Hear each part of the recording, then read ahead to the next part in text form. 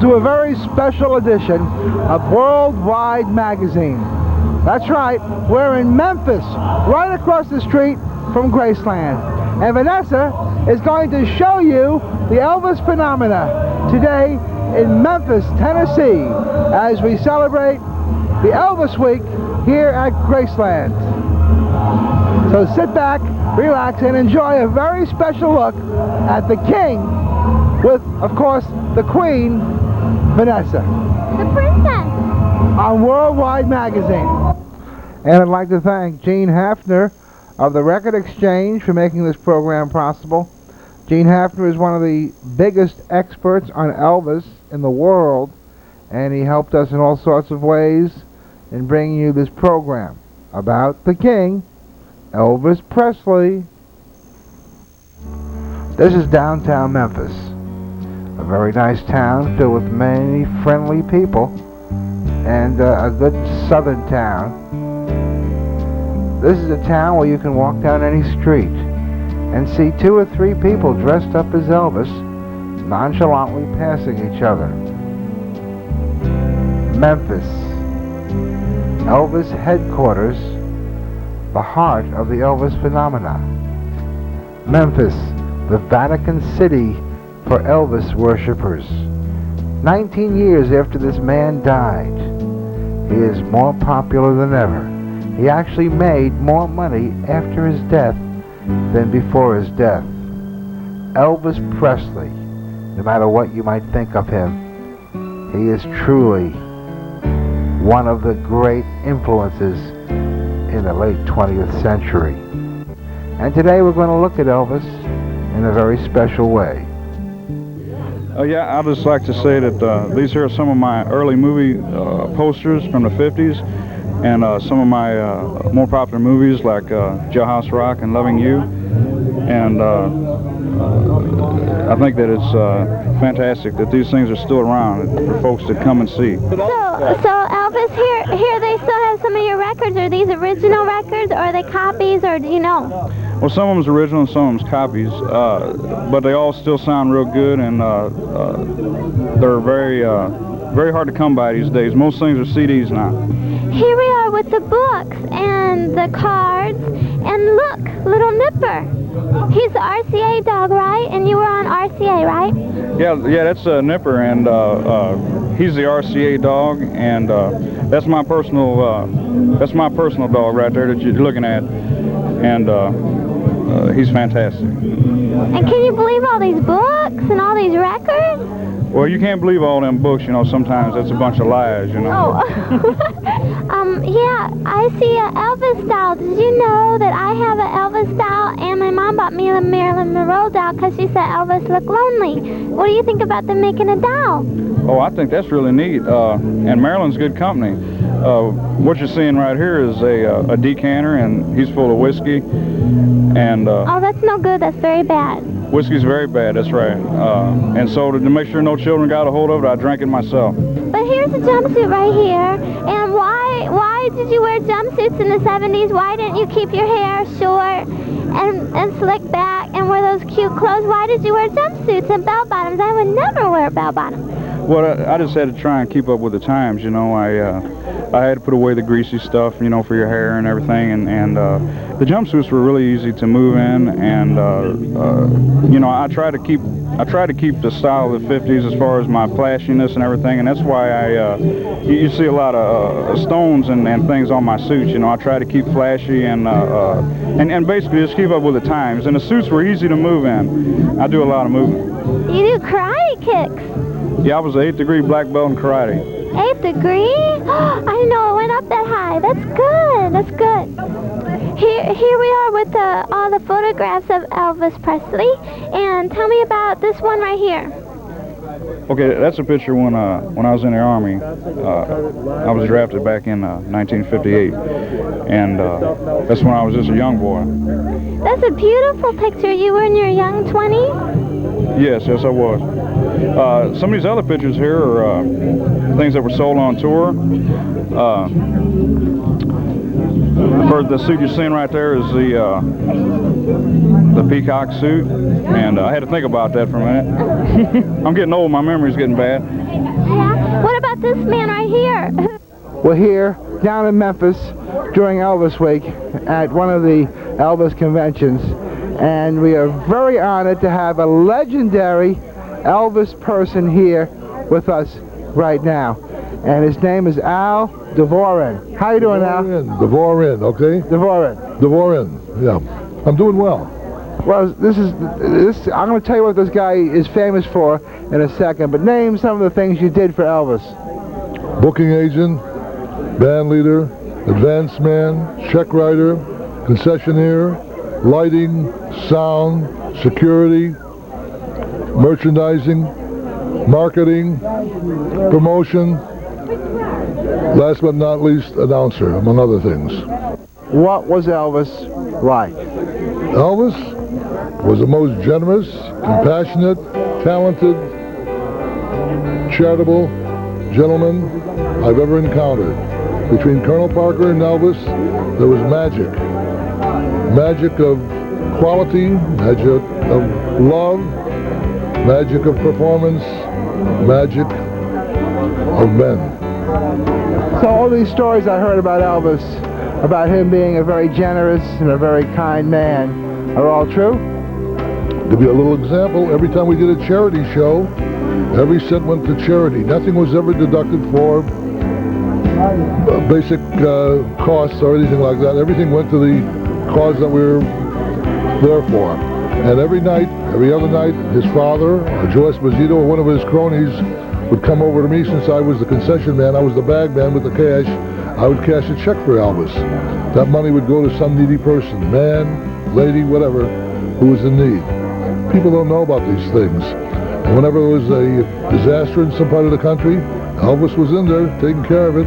I had the pleasure of producing the Memphis charity shows here in Memphis a month before we went to Pearl Harbor for the USS Arizona Memorial Show, which I also produced. And once again, they paid for all the expenses, and every penny went to the cause, to the USS Arizona.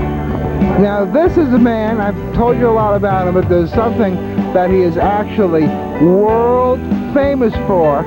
At the end of every Elvis concert, you heard a voice. When the crowd was going crazy and they wanted to see more Elvis, they didn't want to leave because they wanted more of the king, and something had to be done, and this man did it. What did you say at the end of all the Elvis concerts? Do it again for us here. It'd be my pleasure. Ladies and gentlemen, Elvis has left the building. Thank you and good night. And there would be a lot of applause, and then we'd say, and as you're leaving, don't forget the Elvis Super Souvenirs and Living Loving Color. Wonderful memento of this evening's concert you long cherish after the sound of the performance have long passed into the night.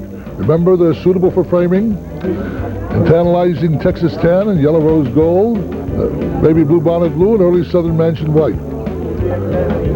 And remember, when we come back, we'll be looking for you.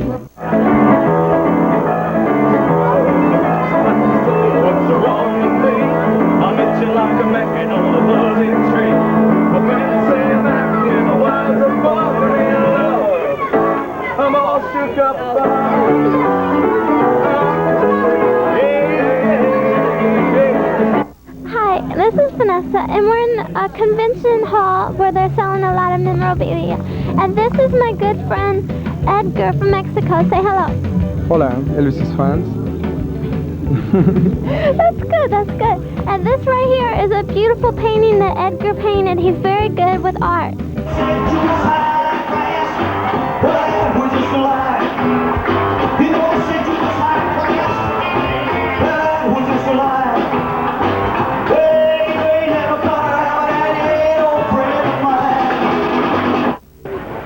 How long have you been an Elvis impersonator? About 2 years. Hi, here, we're at the Elvis contest, and this is... Chris Wilson, Where are you from? Cincinnati, Ohio. And you're blonde. That's so cute. Blonde is cute. That's what I hear. But you do Elvis, right? Yes, ma'am. Is it fun? It's a blast. So, were you in this contest today? Yes, ma'am. I was number 8. Number 8? I went earlier. So I missed you, right? You miss me. Yeah. So do you sing his younger songs or his older songs or a combination? Younger songs. From 55 to 58, 60, somewhere around there. That's the best. It is the best. Elvis rocks. Hi, we're at the Record Exchange booth in Memphis, Tennessee. I'm talking with Jean. Hi, how are you, Vanessa? Just fine, how are you? I'm pretty good. Thanks for having us down here. Well, thank you for coming. Have you enjoyed your trip? Yes, I have. I've never seen so many records in my whole life. How did you acquire them all? And are they mostly Elvis Presley? Well, they're all Elvis here, but my question to you is, have you seen Elvis yet? No. You haven't seen Elvis yet? I've seen a lot of impersonators that look like him. Okay, as my daughter would say, they're fake Elvis, but some of them are pretty good, aren't they? Imitation. Yeah, they're good, though. It's fun. I'll answer your question. How did I get all these Elvis records? Well, Elvis was a hobby. As a kid, I bought Elvis records because I liked to play them, and I enjoyed them so much that I just continued to buy them.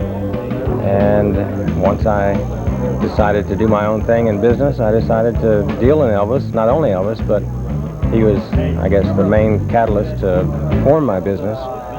But I specialized in all kinds of records, not only Elvis, like I say, but all categories of records, rock and roll, rhythm and blues, country, you name it, every category you can think of. And I've got a very large selection, just about anything you might want. Do you have any 80s artists too? Like I say, just about everything you can think of. But they don't make any records now, right? It's all CDs and cassettes, or do they still make records? Well, they're still making some, but not very many. About 1 or 2% of the market, I guess, is still records. On a very selective basis, they make a few because there is a market for a select audience out there that still wants vinyl. Vinyl's still a good product. Yeah. Okay, and so you've been coming here how many years? This is my 19th year. As far as I know, I'm one of the few dealers that have been here every year. And we're at the Holiday Inn, and all the people down here are really nice, aren't they? I think so. I've never had any problem, and you meet people from all over the world that come in here, right? From all over the world. A lot of fan clubs come in from all over the world. Any from England? Lots of them from England. Australia? Sure, you name it, they're here. Elvis was worldwide. He's a phenomenon that continues to go, and even the younger generation, they like Elvis, and they belong to clubs from all over the world. We're here at Graceland Plaza, right across the street from Graceland in Memphis, and we're here with one of the many Elvis impersonators. What is your name, sir? Michael Roberts. And where are you from? I'm from New York. New York. What do you do in New York? I do this. You're a full-time Elvis impersonator. Full-time Elvis impersonator. You're able to make a living doing this all the time. Big.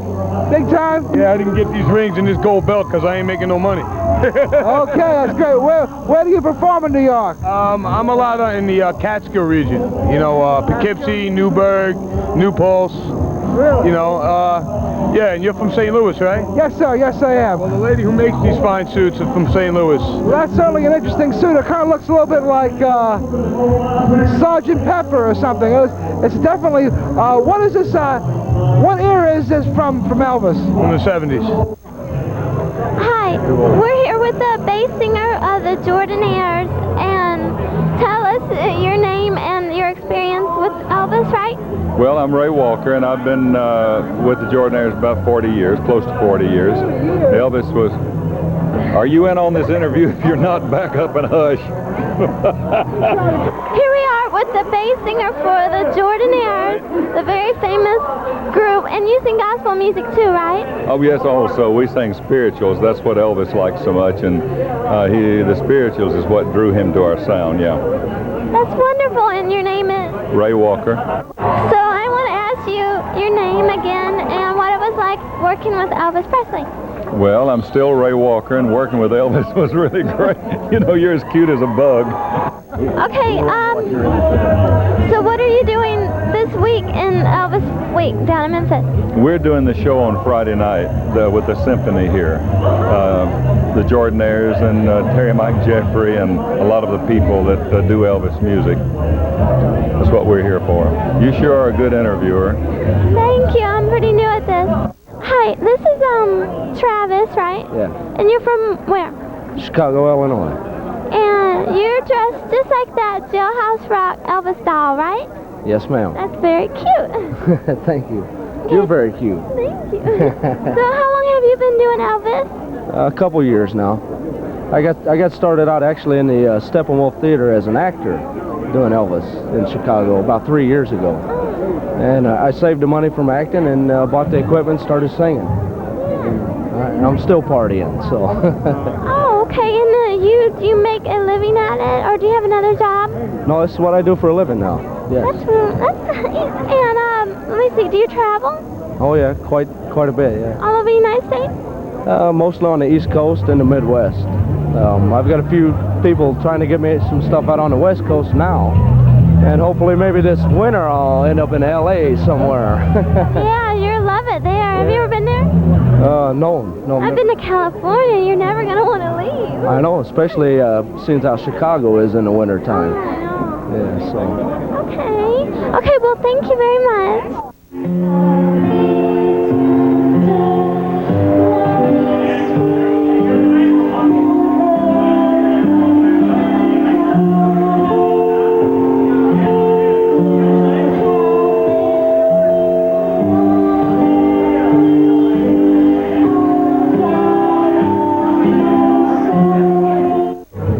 Elvis was just as nice a person. Nobody would have lived this long in the hearts of people if he hadn't been a real person. You know, a fly-by-night just goes. But Elvis's real heart shows through all this trash that you hear about him. And he was, we never heard him raise his voice. He never raised his voice and angered us. He was a happy, positive person and did everything he did the best he could. Did you do sound checks with him? Sound checks? Well, I guess we did when we did shows, yeah. What was that like? It was just like doing a recording studio. Everything we did with Presley was enjoyable. Everything was. Did you ever travel in his tour bus or travel in the same vehicle with him? We didn't have to. In the early years, he had a bus several, the early years, but later on we flew to where we were going. I mean, Elvis fans get a bad impression. I mean, because people on TV see Elvis fans, they get a bad impression. They see all these people dressed up in the costumes and their heavy sunglasses and the hair done like him and things like that. People don't understand that Elvis fans are also normal people who have regular jobs and things like that. And we come up here because we enjoy the music, we enjoy seeing them, Elvis, and we enjoy reliving the memory and seeing old friends and things like that. We're not all freaks who come up here and enjoy Elvis Week.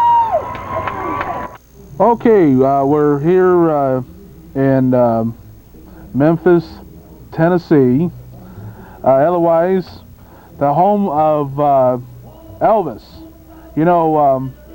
Gene, I have a thing here that I got this room at my house, and it has all these memorabilia of Elvis, and I got like doubles, and I don't know what to do with these other extra collectibles. Is there anything that you could help me out? Maybe how to maybe do something with these? When we get back to St. Louis, come see me. Bring them in. I'm looking for all kinds of Elvis, especially the 1956 Elvis Enterprise product. If you have anything with Elvis on it, be it picture, signature, whatever, bring it, and we'll take a look at it. Oh, okay, very good. Because I was one of the guys back in the early 70s, and I was doing some heavy collecting, and I just seemed like I just got a little bit too much to more than I can even handle with.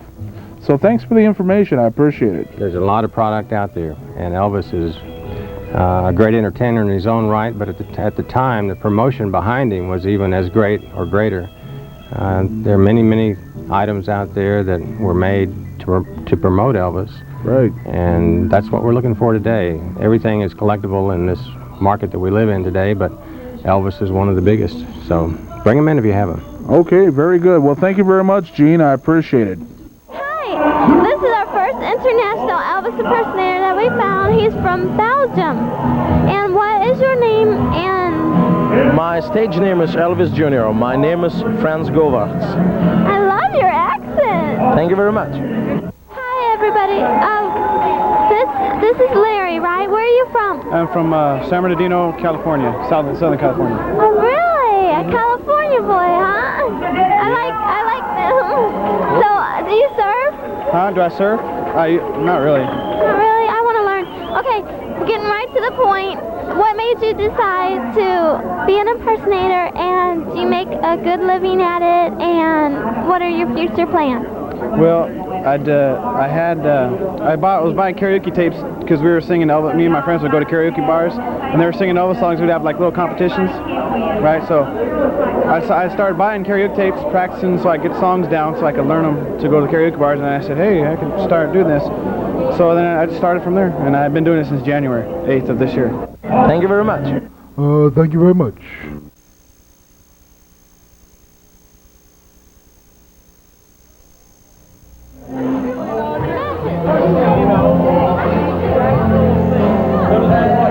Okay, so you just got all these tattoos knowing that they'll never come off because you love Elvis. Right. What I want to do in my lifetime is for everyone to recognize Elvis for what he accomplished in his life, not how fate brought him down. You know, and for as long as I live, everyone will remember Elvis Presley. If they see me, you know, but... Of course. You can't help but see, yeah. I'm from Columbus, Ohio.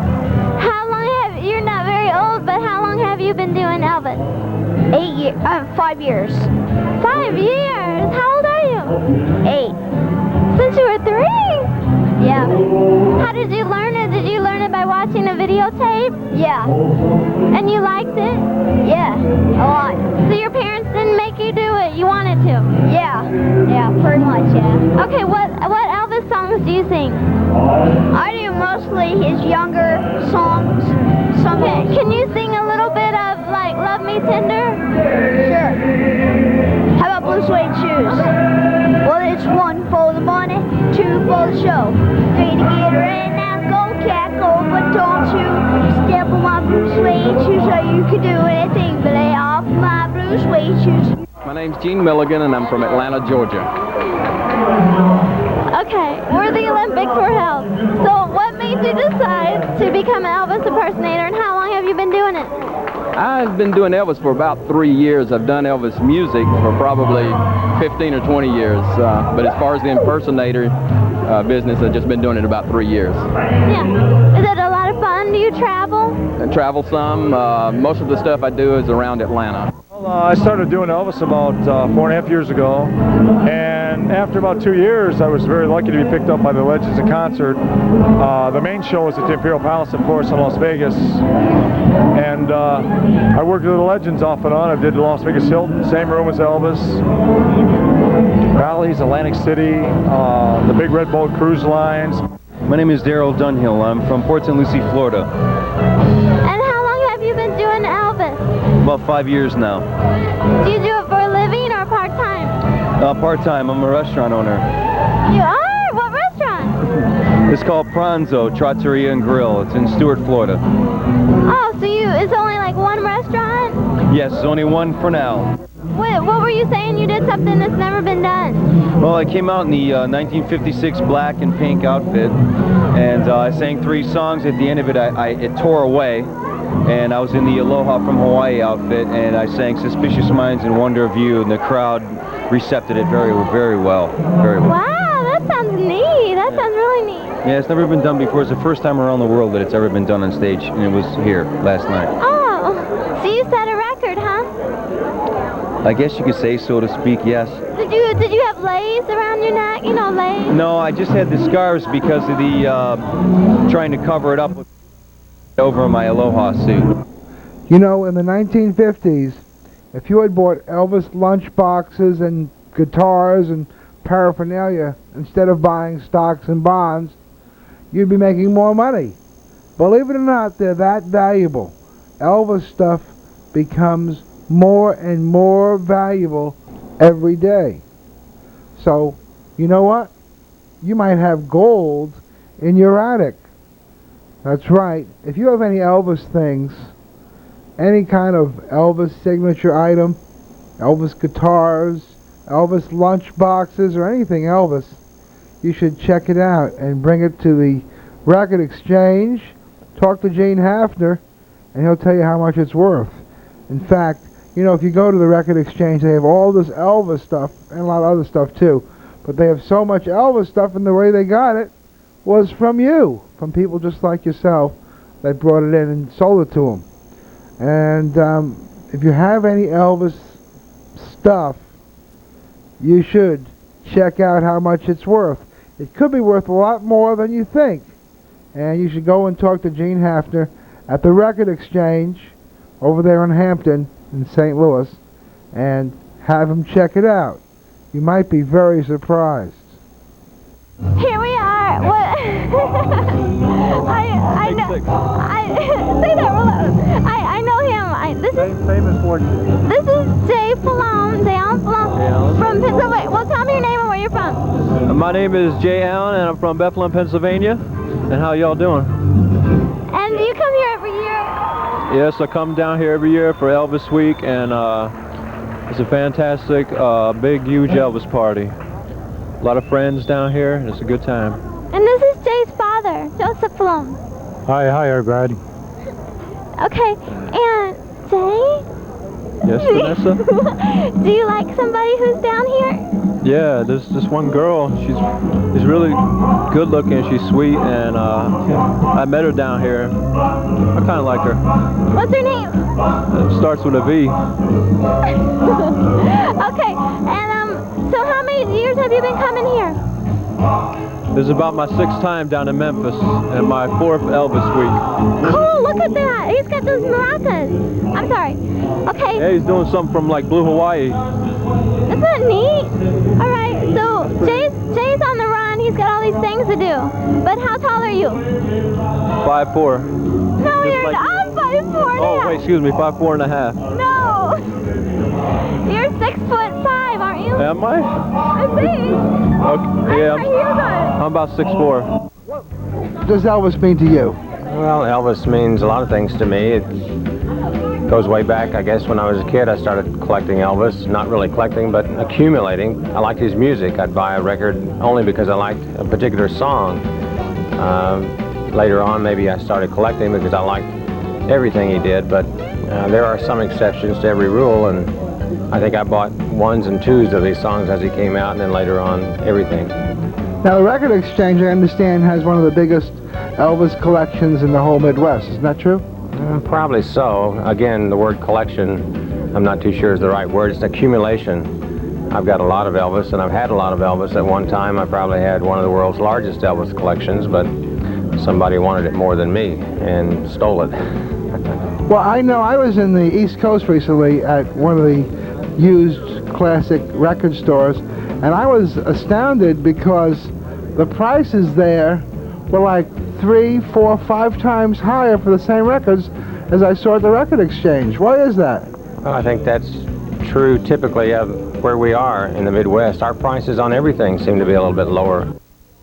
Janice Chandler. Hello there. Hi, you own Elvis's old house? I sure do. This is before he made it big, huh? Well, no, he had just cut Heartbreak O'Hill, and the money from that sale he bought this house with. Now, did you when you bought this house, did you have to pay a lot for it because it was Elvis's old house? There was no premium on it because it was Elvis's. How much was Elvis's old house worth? Well, I don't know what we paid for it. I really don't.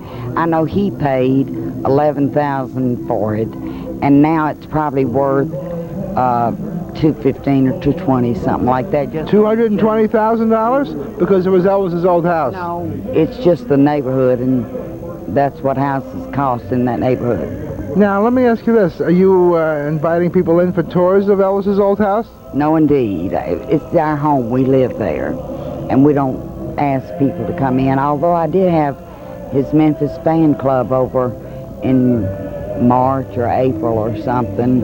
Is there a plaque in front of the house saying Elvis's old house? No, there isn't. There's a wall around the house with ironwork in it, just like he has on Graceland, but it has original, the G clef or something with 5 lines in it. There were the bars of music. He used to have notes on it, but the notes have been taken by fans over the years, and we've not put them back because it's so very expensive. And we thought, well, shoot, they bring the tour by, they'll get them off again, you know. Hi, everyone. this is Vanessa, and we're doing an hour special on Elvis Presley. And this is Dick Grob, and he wrote a book called he's the author of the Elvis Conspiracy. What's that about, and what does that mean, conspiracy?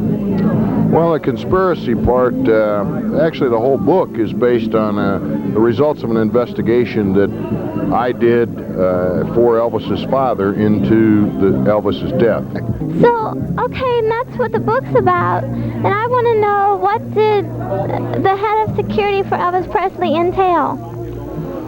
Well, security for Elvis really was 98% keeping the fans safe, because the fans sometimes would get too rambunctious and they'd hurt each other.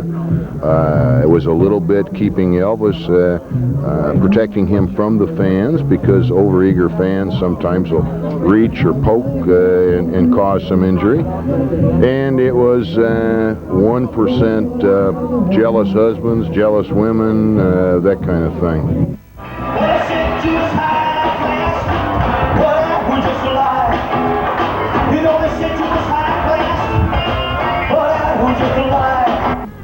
They said you were high class, but that was just a lie. One of the greatest lines from any song ever made. Hi, this is PEP. I'm going to tell you about a few things real quick, and then we'll go right back to our Elvis special. We have a picnic coming October 6th, and that's at Candlelight Park, picnic area number 1. It's a Sunday afternoon. It's coming up sooner than you think, so be ready and come on down. We have all kinds of surprises there. And the Studebakers, one of the best groups in St. Louis, is going to be performing for us. So check it out, Sunday, October 6th, 1 p.m., Candlelight Park, picnic area number 1. And I want to remind you that it's rain or shine. It's completely covered. So if it rains, come anyway, October 6th. See you there. Our new video is coming out about the same time as the picnic. It's called Pussy Galore. And it features, well, lots of stuff. We're still working on it. It's going to be a wild video. Be watching for that. We're interested in having your opinions about our show tonight. What do you think of it? What do you think of Elvis? Let us know. Give us a call sometime, anytime, on the Viewers Hotline, 879-3002.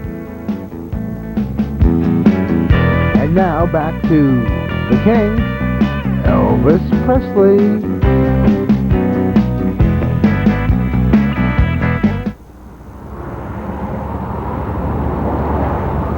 Hi, we're downtown Memphis on Union Avenue, and this is Sun Studio where Elvis Presley came. I think it was 1955, I'm not sure. Of course I wasn't here, but he came here and talked to Sam Phillips to get a song recorded for his mom, I believe, and then that turned into he decided to hire Elvis for a record, and then it just went off from there. They started playing him on the radio, and I wish I could meet Sam Phillips, and I wish he could help me too. And so you should, if you ever come downtown Memphis, you should go to Union Avenue, and they have a restaurant here and a record store upstairs, and they take you on a tour in here. You can't take pictures with flashes, only without flashes, which do not come out. But anyway, but you should come here, and they have a little museum, and they take you on tour. It's really neat. They have no air conditioning in here. It's just like the 50s. They left us just like the 50s.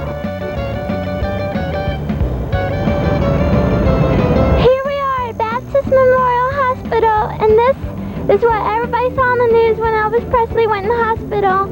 In one of those rooms up there, I don't know exactly what room, but all I know is every time he was in the hospital, he was so used to being up all night and sleeping during the day that they put aluminum foil on his window. So, and this is also on Union Avenue, same thing as Sun Studio. And so that's where he was in Memphis when he was in Memphis and he wasn't feeling well in the 70s in Baptist Memorial Hospital. So if you come to Sun Studio, you can see that. It's right on the same street. And this is the movie theater that Elvis rented late at night to see movies privately just by himself in the days before VCRs. It's in the Overton Square district of Memphis. It was like Elvis's private movie theater.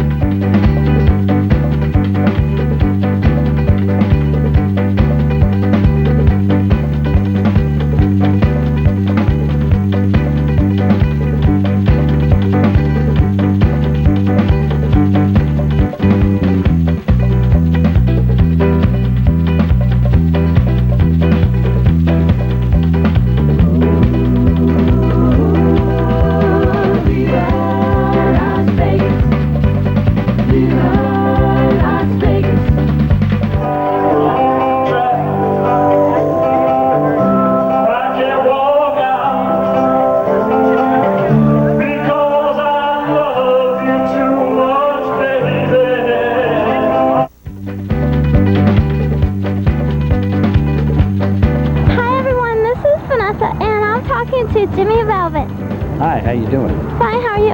I'm hot out here in the sun today. Yeah, so we're down in Memphis, Tennessee, and I need you to tell me all about how you met Elvis and how good friends you were and what it was like to be around him and everything. Oh, it was great being around him. He was always a lot of fun, never a dull moment. You never knew what he was going to do next, but it was always fun. And I met him in '55 at the Gator Bowl in Jacksonville. And my English teacher was a co-producer of the Hank Snow show that was there.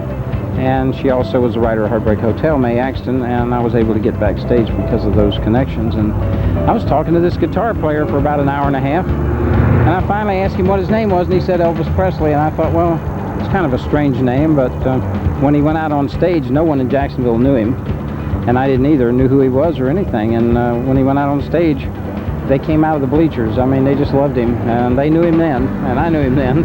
From then on, we stayed good friends. And you were at his house a lot, right? Yeah, I've visited him many times. So were you guys best friends? Well, we're best friends. He was, I consider him a very close friend, yeah. I don't want to be one of those to say Elvis was my best friend, but we were close friends, yes. And you have a lot of Elvis's possessions, right? Mm-hmm. I have a lot of his jewelry and clothes and guitars and piano and numerous things, cars, a little bit of everything of his. And you have tours in Las Vegas, right? Tours all over the country, yeah, and all over the world, actually. We have the Elvis Presley Museum tour, and then we also have the Legends Hall of Fame tour. And you also have two buildings in the United States, just two? Two museums, yeah. We have the one in Nashville, one in Branson, Missouri. Mm-hmm. And you live in Nashville now? I live in Nashville.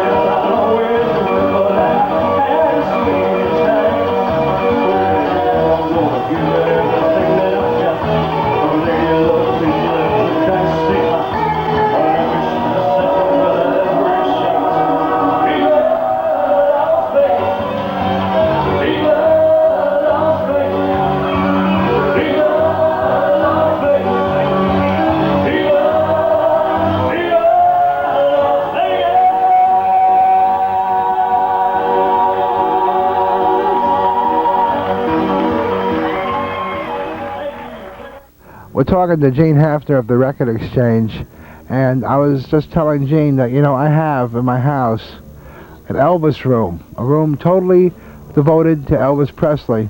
I've had this for a number of years. I've been buying Elvis stuff right and left, and well, before I came down here to Memphis, I was a little bit short of money, and I needed to unfortunately sell some of the doubles and triples I have of the Elvis memorabilia. And I'm really impressed how much this Elvis stuff is worth. I mean, it's like money in the bag. It was worth more than my stocks and my bonds. Why is this Elvis stuff so valuable? I think the main reason, Pete, is people can identify with it. People grew up with Elvis. I know I did, and we like to fall back on what we grew up with, and I think that's why the collectible market today is so great. Not only Elvis, but anything collectible. It's Sure. amazing all the different products and devices and everything else that was made in connection with Elvis Presley, even before his death or after his death. Well, you contribute part of that to Colonel Parker. He was a master at promotion. And RCA also, they worked together to form a network of promotion, and they put Elvis on anything you can think of. I want to ask you this. I know a lot of people that have some Elvis stuff around the house. What exactly is the most valuable Elvis merchandise that people are looking for, collectors are? Well, it would probably go back to the 1956 Elvis Presley Enterprise product. A few examples would be they had several different styles of record players back then with Elvis's facsimile signature on those. And also, along with the record players, they had bonus records that were given away with the record player. Oh. Today, some of those are the most valuable and most rare records that there are with Elvis, but other items, such as items you could buy in the store back then in dime stores, the Elvis Presley guitar, a plastic toy guitar, something like that would be very desirable today, especially if you had the box with it. The packaging is very important, not only the product, but the packaging that goes with it. Well, if somebody out there has some Elvis stuff, even stuff that was made after he died, I guess you're probably one of the leading purchasers of Elvis memorabilia in the country, aren't you? Well, I try to be. I'll definitely be as competitive as I can, and I'd definitely like to see anything that the people might have out there. Well, if anyone here listening has, or watching actually, has any Elvis stuff that they're wondering what it's worth, come on down and see Gene at the Record Exchange, and he can help you and tell you what exactly you have. Hi everybody, we're at Graceland, Elvis Presley's house, and these buses are coming in and out. They do Elvis Presley tour of Graceland, and there's the gates of Graceland that Elvis had, I think, custom made, and the house is of course up there, and this is Elvis Presley Boulevard right here. You can drive up and down, you can stop and look at the house, but always pay attention to where you're going on the road. And anyway, hey, see the beautiful gates? The beautiful gates.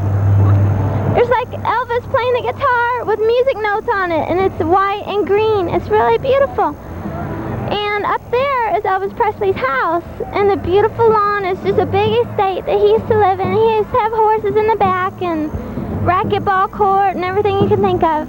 And so here we are, Elvis Presley's mansion, Graceland.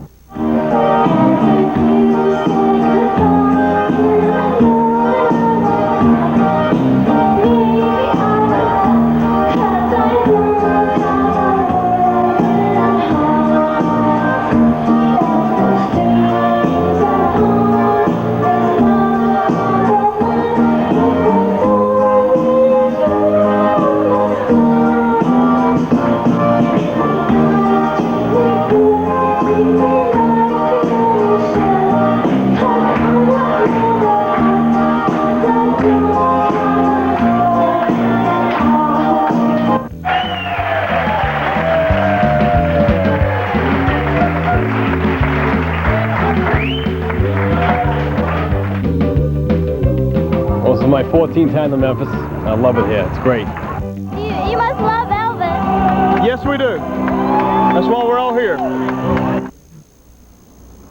Every year, on the anniversary of Elvis's death, fans gather at Graceland, where they get candles and march up to his grave. This is known as the Elvis Candlelight Vigil. This is Vanessa, everybody in TV land, and we're at Graceland on August 15th, 1996, where they're having the Candlelight Vigil. And I personally, I love Elvis. I don't know too much about him, because I was very little at the time, you know, last time he was on the earth, but I really wouldn't participate in this. But all these people come here with candles, and they walk up to Elvis's house, and I don't know, I guess they like walk up there and then walk back. Please tell me your name and where you're from? My name is Nancy, and I'm from Browns Mills, New Jersey. Do you come here every year? I've only missed a few. Yeah, I've been it's on 20 years. And you're on your way up to the candlelight vigil? Yes. Is it sad? It's sad in a way, but it's I don't know. It's just the whole. It's just very spiritual. Have you been waiting in long line? Yeah, since 8:30. Yes, it's 2 hours.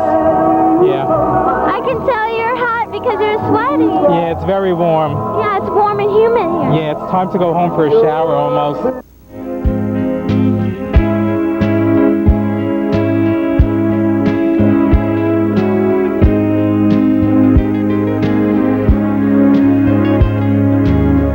Hi, where are you from? Albany, New York. Do you come here every year? Is this your first year? I do. No, I've been here 6 times. And what does this mean to you this night? This night, it means respect and honor to Elvis. Is it sad? It's sad, but in a way it's happy too if people come and give their respect to him.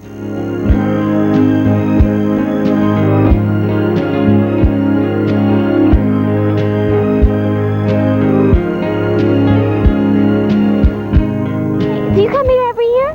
Have for 5 years.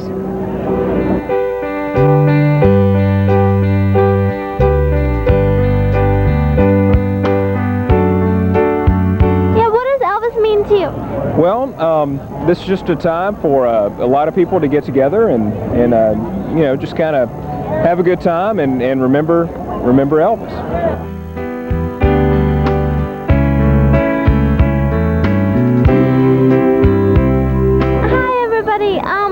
We're with the family from England, right?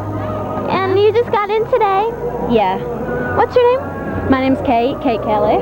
John Kelly. Chris Kelly. Wow, Kelly family. Yeah. They have Meta.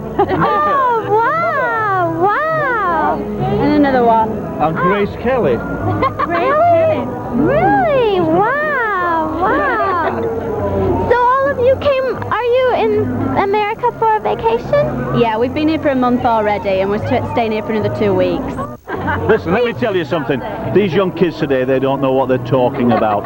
Elvis Presley was God, he was the king. And all these groups, the multi-million-dollar groups, they're only pale imitations of the greatest of all time. See, we know more about the Beatles, especially with us being from England.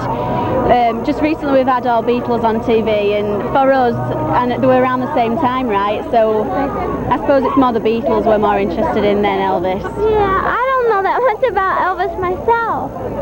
Yeah, but You don't look as though you know much about anything. You're very beautiful, but you know, that's the way it goes. Would you like me to interview you? Yeah.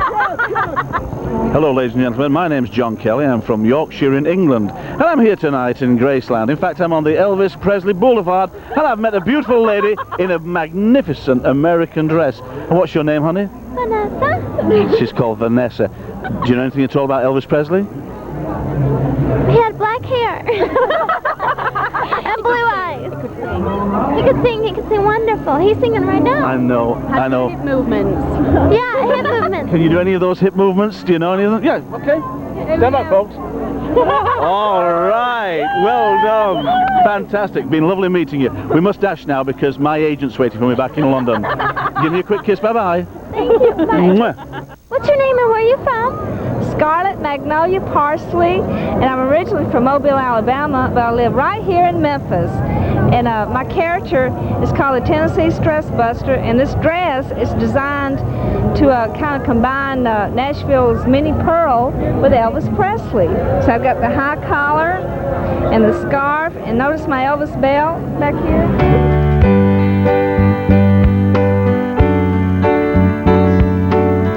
Well, it's the one for the money.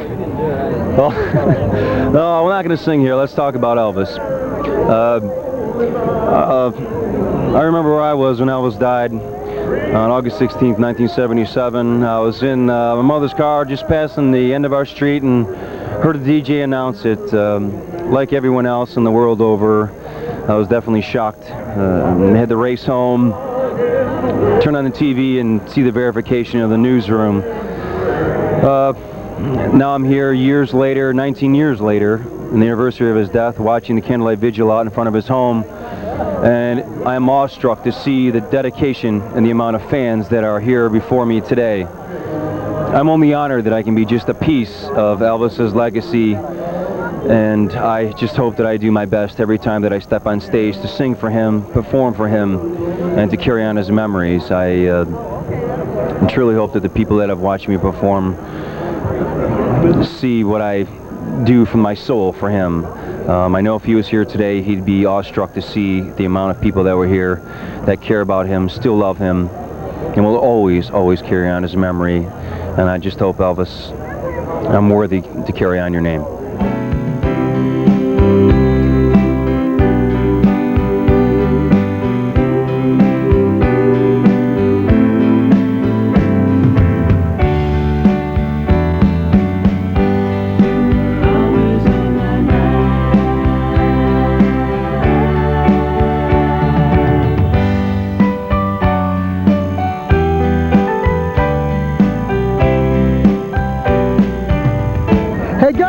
Let me ask you about this here. What's going on? Well, we're worshiping Elvis right now. What do you mean? We're putting candles down for him. What is this, like a New Age type of Elvis worship?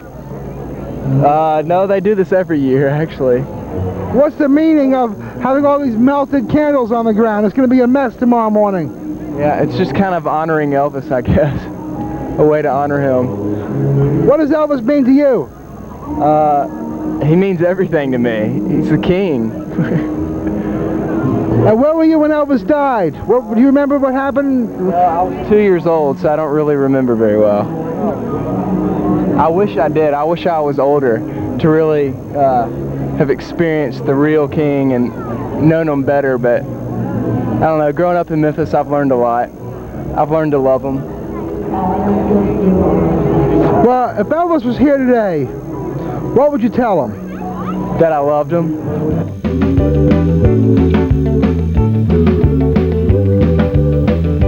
I just want to say that I don't know. My mom said she doesn't know if Elvis would have liked this because every time somebody, when he was alive, every time somebody tried to call him the king, he would always say that there was only one king, Jesus Christ, and he really didn't like that. And they say that when you go in Graceland. That's a quote from Elvis Presley. So I don't know if he would really like this. But it's nice that people love Elvis.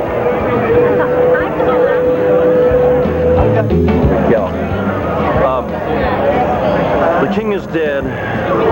Long live the king.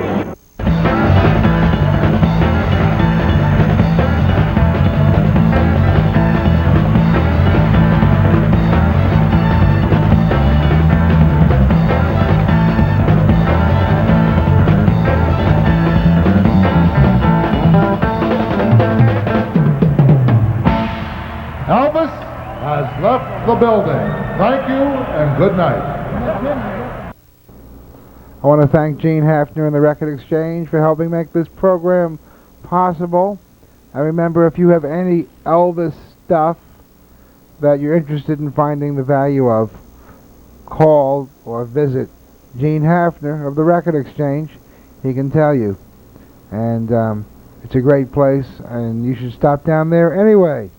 They have all kinds of things that are pretty neat at the Record Exchange. I want to tell you about our picnic coming up October 6th, 1996 at Carondelet Park, picnic area number 1. It's going to be a great time had by all. The Studebakers are going to be there. There's going to be belly dancers. I think 3 or 4 or 5 belly dancers are going to be there. And there's going to be all kinds of other surprises. So come on down to our picnic October 6th, 1996 at Carondelet Park, picnic area number 1, Sunday afternoon. Rain or shine. If it rains, come. If it shines, come. Come rain or shine to our picnic. We'll see you there, and we'll see you soon on Worldwide Magazine.